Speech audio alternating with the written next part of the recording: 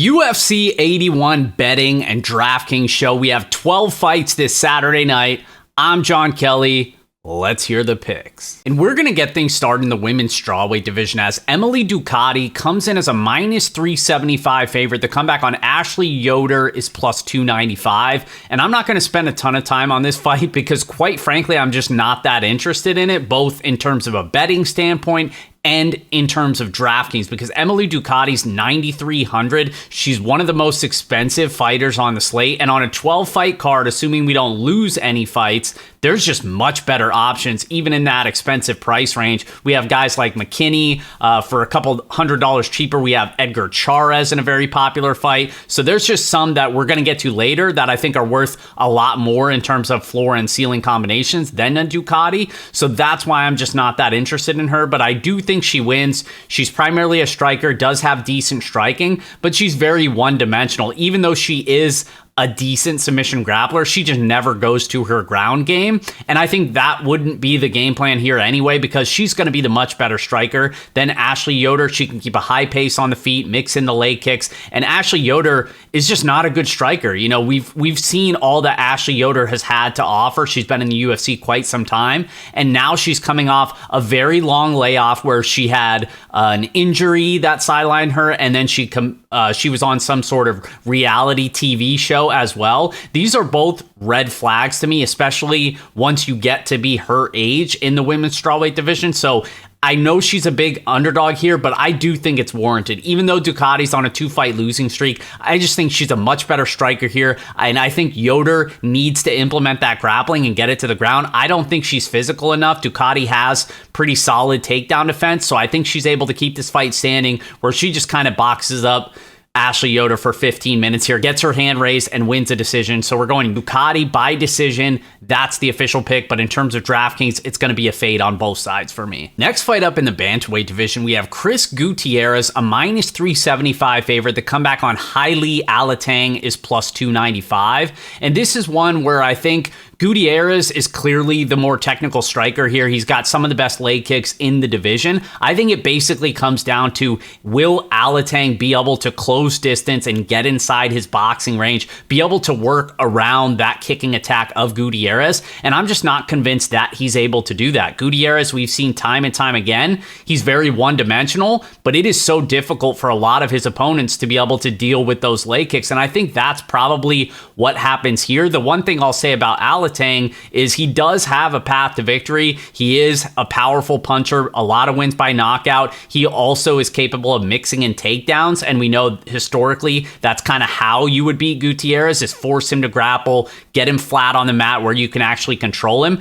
I'm just not convinced that Alatang will be able to do that. Even if he is able to close distance and land a takedown or two, I think he's going to really struggle to keep Gutierrez down. And I think on the feet, it's probably just going to be Gutierrez picking him apart at range and getting his hand raised. So I think the more interesting question is whether or not you think Gutierrez does get a finish, because Alatang has been knocked out 3 times in his career. But I think more than likely, this one's probably going 15 minutes. I'm going 30-27 Gutierrez. Gutierrez by decision is the official pick. Next fight up, we have UFC newcomer Melissa Dixon coming in as a minus 148 favorite with Irina Alekseeva on the comeback at plus 124. And we'll start on the Dixon side. She's a 5-0 undefeated prospect fighting out of England, but she's faced very low level of competition on the regional scene. Her one test against somebody that's not half bad was in her last fight. She faced a Russian striker that really just lit her up like a Christmas tree for the first few minutes in that fight. She was really getting the break speed off her until she was able to get the fight to the ground where she needed it. And she ended up getting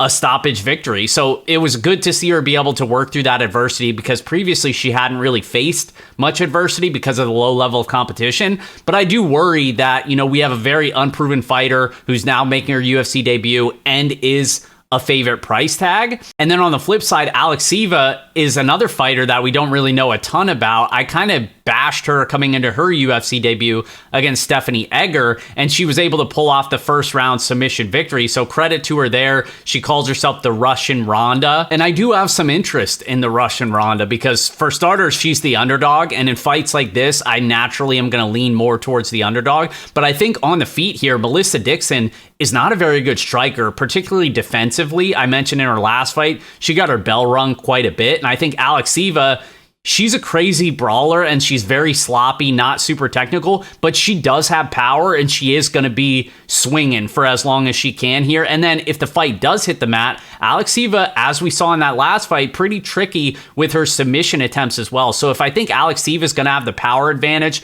on the feet while she has the cardio, and I think she's not dead in the grappling, like, yeah, I got some interest in the underdog here. The one thing I'll say about Dixon is if she's able to extend this fight over 15 minutes, that's where I think she could have a real advantage, land multiple takedowns, use that grappling. She has a brown belt in Brazilian Jiu-Jitsu, and I do expect her to have the cardio edge because Alexieva, those big explosive movements, I just don't see her being able to keep that up for 15 minutes if the fight gets there. So the official pick, I'm siding with the underdog Alexieva. I think she gets it done by submission, and I do think this fight does have some sneaky upside on DraftKings. I'm hoping that it's not going to be too popular with so many unknowns about these fighters, but I do think both of them have some finishing potential here. So we're going with the Alexieva side, but I'm going to target both sides on DraftKings. And speaking of finishing potential, we got the biggest betting favorite of the card, Terrence Mckin, a minus 500 favorite. The comeback on Brendan Marotte is plus 380. And Terrence Mckin, you guys don't need me to tell you, he's super dangerous from the opening bell right up until he just completely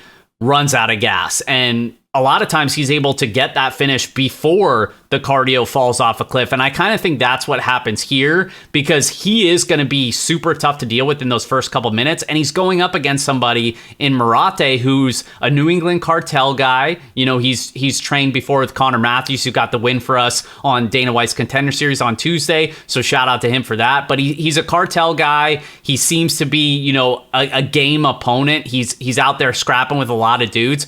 But he has a super padded record, fought low-level competition on the regional scene, seems to be more of a striker, but kind of fights with his hands down. He's a bit of a showman, can be tagged on the feet. And I think going up against McKinney here, who has those really powerful leg kicks, he might be able to clip this kid on the feet. And if he doesn't, I think it can kind of wash him in the grappling, go to that wrestling, take him down, grind on him, and probably get the finish on the mat. So I think McKinney probably wins this wherever the fight goes. But as always, McKinney carries significant risk because if that finish doesn't materialize, we always have to worry about the cardio. You know, he's similar to a Daniel Lerta, who we'll talk about later on this fight card. That's the worry with these guys is certainly they can get that first round finish, but if they don't, then they're at a high risk of getting finished themselves. So I don't think you can completely write Marotte off because I don't think anybody's going to play him because he's super green, short notice, UFC debut, and everybody loves McKinney. So he's going to be one of the more low-owned fighters on the card. So for that reason, if you think Marotte can kind of withstand that early storm,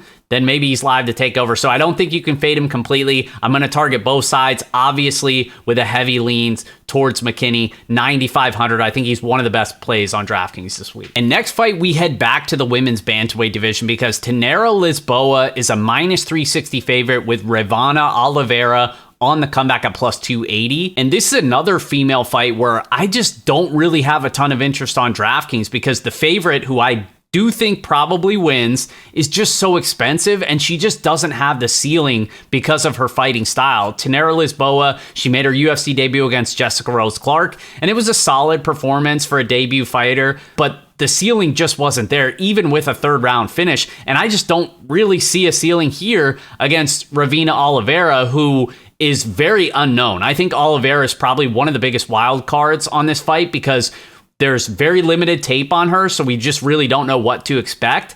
And she has one of the most padded records that I've ever seen in my 3-4 years of doing this UFC stuff because almost every fighter that she faced was 0-0 when they fought. So they had never taken a fight before her.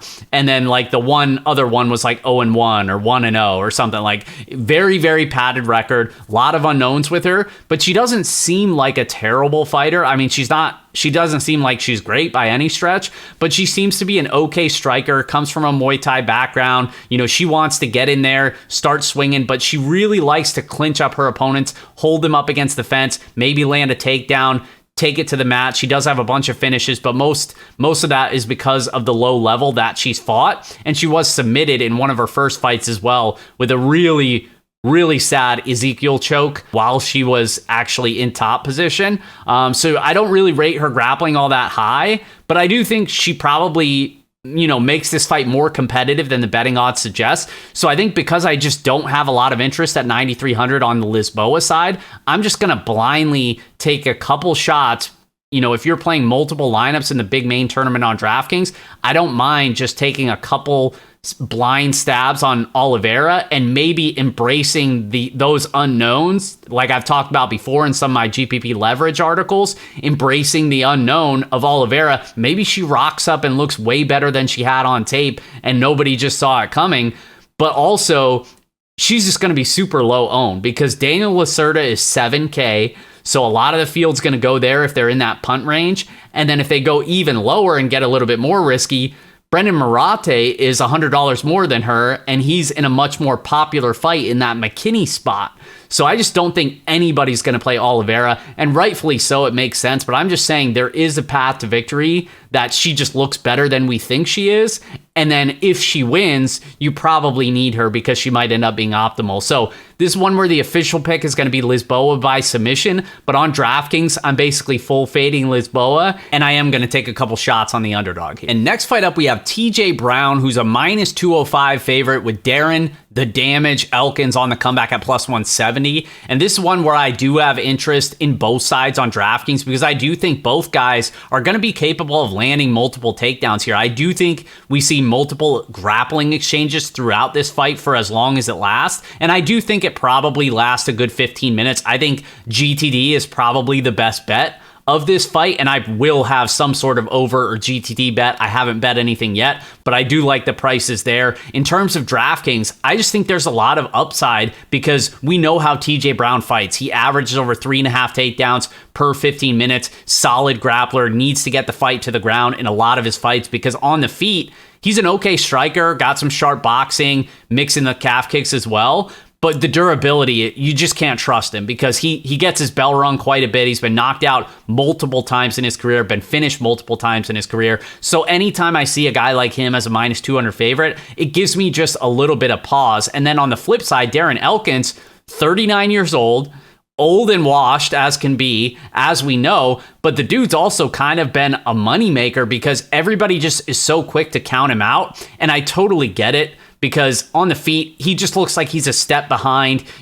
Everything that lands on him seems to stun him. The scar tissue, so every punch also just opens up the scar tissue. And so it makes him look like he's taking a lot worse of a beating than he actually is.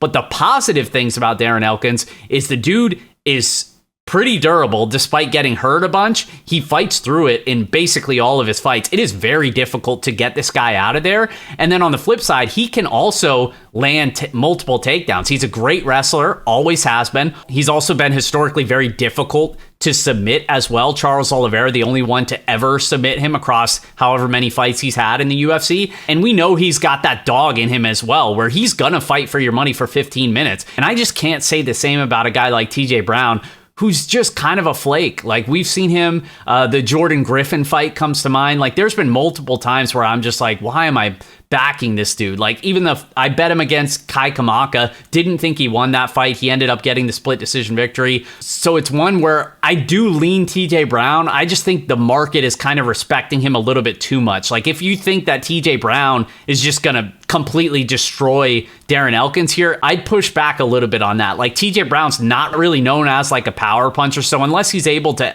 land the perfect head kick or something like that, I'd be kind of surprised if he's able to get the finish here. And I don't think Elkins really has the power at this stage in his career to get TJ Brown out of there despite his durability concerns. So that's why I really like the overs here in the GTD. I do think it hits the judges' scorecards. I lean TJ Brown, but I'm going to have exposure to both sides on DraftKings. Next fight up in the bantamweight division, we have Christian Rodriguez, a minus 155 favorite with Cameron Steinman on the comeback at plus 130.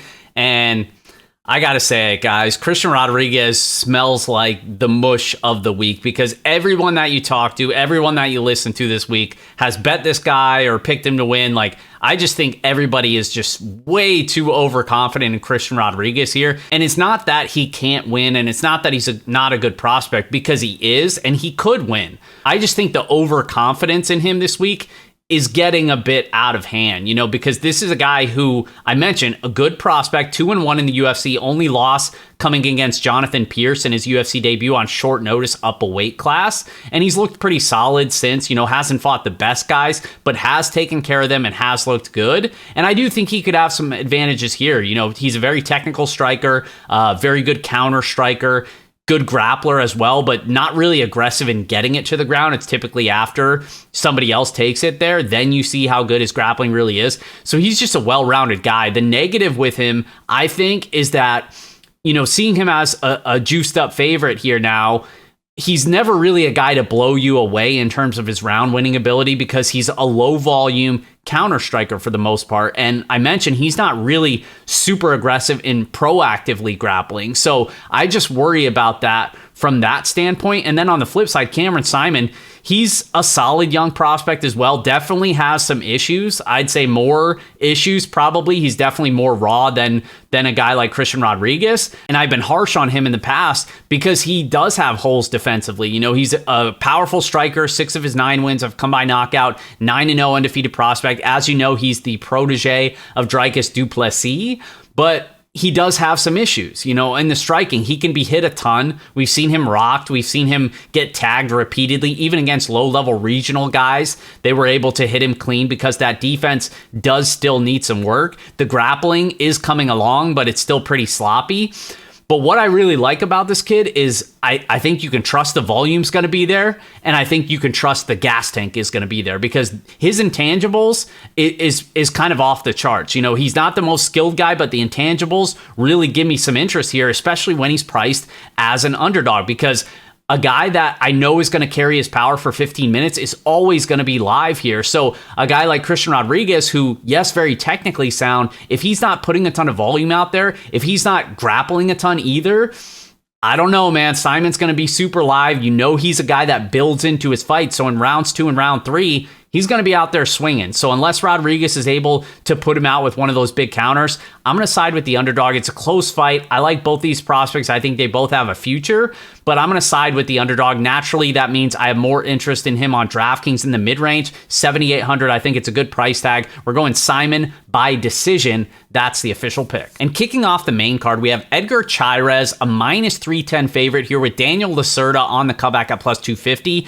Now, these guys just fought about a month ago at UFC Noche, and this was the controversial stoppage where Lerta, kind of stuck his head into a choke. It seemed like Chyz was kind of cinching it up, standing there. Ref comes over, check if Lerta's good. He's moving his arm a little bit, and then his arm kind of drops, and it could look like that he went a little bit limp, and immediately, the ref calls it off, and he turns out he wasn't out, and he obviously protested it. They changed it to a no contest. So that's the reason why these guys are immediately running it back. But I do think there's at least some takeaways from that first fight. I know it didn't last long, but one thing that stuck out to me is I think Lerta's super live here. I thought he was live in that first fight. I think watching, even though it was only, 3 or 4 minutes, I think watching that first fight showed he's super live because the striking seemed very competitive to me. Both guys just kind of traded leg kicks from the outside,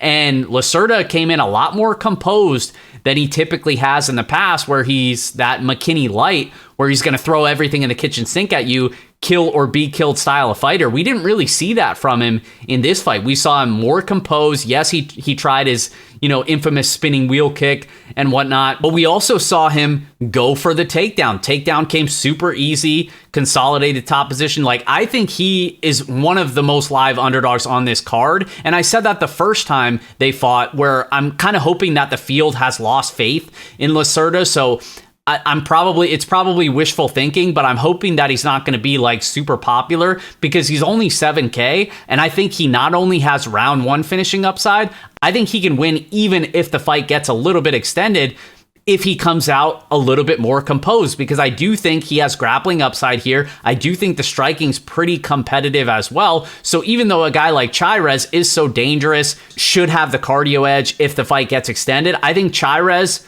getting the finish, yes, it's more likely, but I don't think it's minus 310 more likely. I think this one is much closer than these odds suggest. So I'm naturally going to be heavier on the dog, but I do think this is one where you just push your chips in. You want one of these guys in just about all of your teams this week. I know I said that last time around. I mean, it is what it is, guys. When fighters get scratched after lock, when people get a no contest, it's just part of the game. Yes, it sucks. We're burning money when that happens. It just happened with the Cutelaba-Lins fight, and it totally sucks. You just take the L for that night and you move on. It's not going to stop me from firing at the same spot again, because I think more times than not, the winner of this fight does end up on the optimal lineup, or at least, puts you in contention for the optimal lineup. So we're going Chyz by TKO, but as I mentioned, Lerta is going to be one of my heaviest owned underdogs on the card. Next fight up in the middleweight division, we have Michel Pereira, a minus 185 favorite. The comeback on Andre Petroski is plus 154. And this is one where I'm probably going to be on an island this week. I think there's a lot of buzz on the Pereira side. A lot of people bet that line early, got a lot of CLV. Shout out to them. That's all great.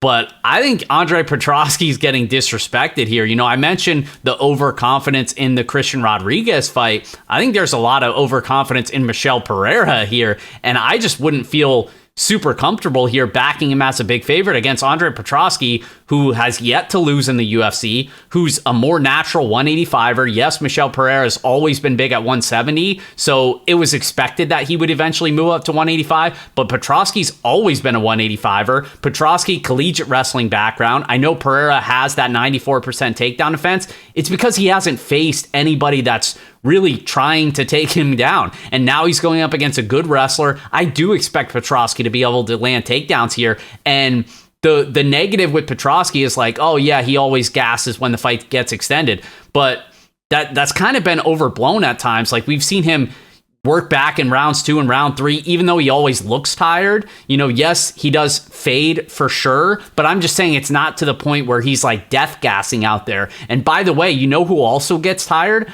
A guy named Michel Pereira. We've seen it time and time again with him. So I don't know why the narrative is like, oh yeah, Pereira's just going to wash this guy on the feet, keep it standing, whatever. Maybe he can out-grapple him. I don't see it, man. I think Petroski's the better wrestler here. I think Petroski has power on the feet as well. And I think Petroski's going to be there as a live dog. And at 7,600 on DraftKings, I'm going to have a lot of interest in Petroski. Yes, I think both guys have the potential to score well here, but I just mentioned the disrespect, man. I'm going to have some sort of play on Petroski, whether it's the money line, some sort of props, maybe even both. But I do think Petroski is the side here, and I think he's getting slept on. I think we could see a lot of people surprised and disappointed come Saturday. So we're going Petroski by decision. That's the official pick. Next fight up in the bantamweight division, we have Jonathan Martinez, a slight favorite here at minus 115, with Adrien Yanez on the comeback at minus 105. And this seems like one of the best matchups of the card because both guys, very exciting young prospects. I think both guys have a future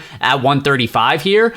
But it's just a very interesting matchup because on one hand, we have Yanez, who's known for his crisp boxing. He's got fast hands, clearly knockout power as well. Good footwork, can fight behind his jab. Black belt in Brazilian Jiu-Jitsu, even though we never see him use it and go to the grappling. And then on the flip side, Jonathan Martinez, very underrated striker, man. It seems like now he's getting the respect he deserves. Even me, I kind of just really didn't think he was all that good early on in the UFC, but we've really seen him come into his own. He's one of the best leg kickers in the division, and he's very difficult to deal with. You talk about his teammate at Factory X, Chris Gutierrez, who's also on this card. Jonathan Martinez is very similar in that they're just very good at one thing, but that one thing makes it so hard for his opponents to deal with. So we've seen time and time again, some of the guys that he fights are just not able to get inside their distance, their boxing range, because of those constant leg kicking attacks. So if he's able to keep the fight at range, I think he's going to be the one winning minutes here, where Yanez is going to need to be able to close distance to land those punches.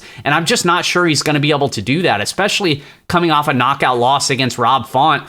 I think he might be a little bit more timid here. I do like overs in this fight. I think it's more likely going to hit the judges' scorecards, especially if you expect Yanez to come out a little bit timid, just coming off that knockout loss. And I just think it's hard in general for guys to get inside and make it a brawl against Jonathan Martinez, because that's not what he's trying to do. Martinez is kind of chinny himself. He's been dropped 4 times in the UFC, and most of those, he's popped right back up. It hasn't been a big deal, but he's not looking to fight in the phone booth with a guy like Adrien Yanez. I think he needs to keep the fight at distance where he's going to be dictating the pace with those leg kicks, and I think he's able to do that here. So I like Jonathan Martinez here. I think GTDs or overs are probably the best look, but we're going Martinez by decision. That's the official pick. Next fight up, Jennifer Maia's a -162 favorite with Viviane Araujo on the comeback at +136.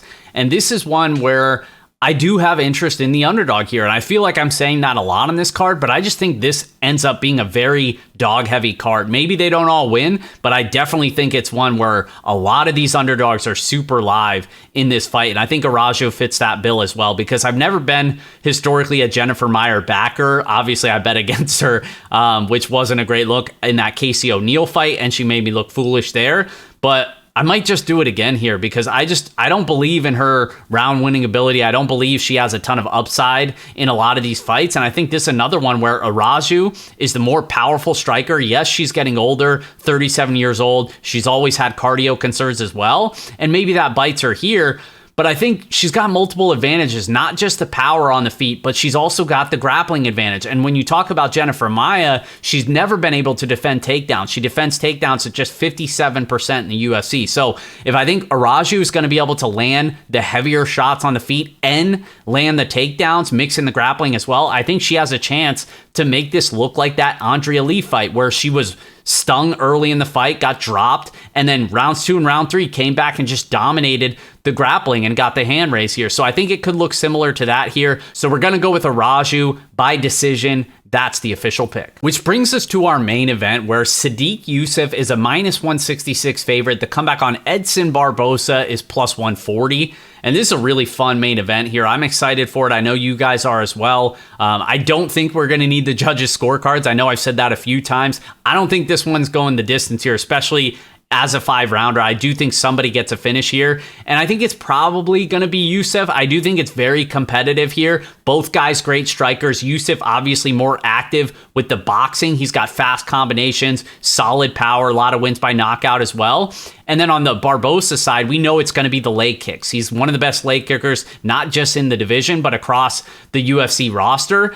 The one thing that I'll say about Barbosa is that I don't really trust the durability. We've seen time and time again, he's been rocked in some of these fights. He's been knocked out 4 times in his career, and he's just been in so many wars that I think one big punch from Yousef could really change the fight here. But I also don't fully trust the chin of Yousef either. I know we haven't really seen him super hurt. We saw him stung, in the Arnold Allen fight, but outside of that, we really haven't seen it. So I just don't know if he's super durable either. So I think one of these guys end up getting dropped and probably finish.